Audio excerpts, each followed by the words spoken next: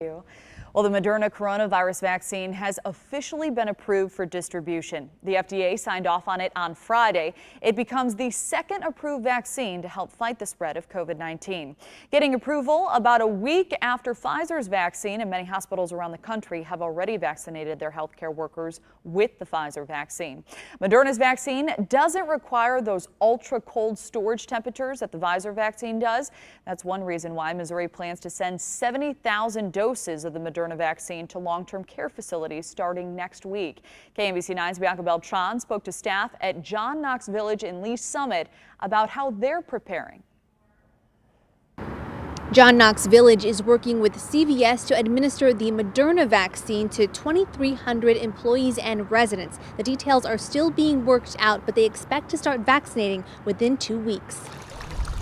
By far, this has been the most difficult year of my career. Rodney McBride is Vice President of Health and Community Services at John Knox Village in Lee's Summit. He said news of COVID-19 vaccines becoming available brought hope. It was like Christmas morning when you were a kid opening opening your gift to find out that what you were wanting most for Christmas was what was in that box. 47 village residents have died from COVID-19. They're family to us, so it's a loss for the family that trusted them to us, and it's a loss for us as well. Even with vaccines, it will be some time before they can open their doors to visitors again. We'll still, have to wear masks, and we'll still do all the things that we currently do from an infection control standpoint. This vaccine is just one more powerful tool that we'll be able to use to allow our residents to get back to, some form of normalcy. Bianca Beltran, KMBC 9 News. And John Knox Village will not require staff or residents to get the vaccine.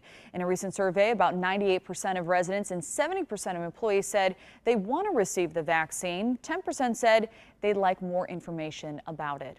Kansas Governor Laura Kelly doesn't think the cutback of the Pfizer vaccine is a supply problem.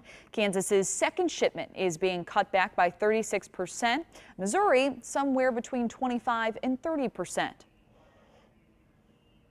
I think it's more of a smoothing process rather than really denying us the vaccine. So I think we're okay on that. Pfizer says there's plenty of vaccine. The company says they have millions of doses in storage waiting on orders from Washington. And an update from Advent Health Shawnee Mission in Merriam, Kansas. The medical center has now vaccinated 1,500 of its workers. It received 1,900 doses of the Pfizer vaccine on Wednesday. And even though the vaccine rollout has begun, leaders there encourage everyone to continue wearing masks and social distancing. The 9-county region saw an increase in positive cases Friday with a little more than 1,200. 11 new deaths were also reported. Hospitalizations are at an average of 167 per day in the metro. Johnson County, Kansas, and Kansas City, Missouri both saw more than 300 new cases Friday. The areas still have the most reported cases in the region.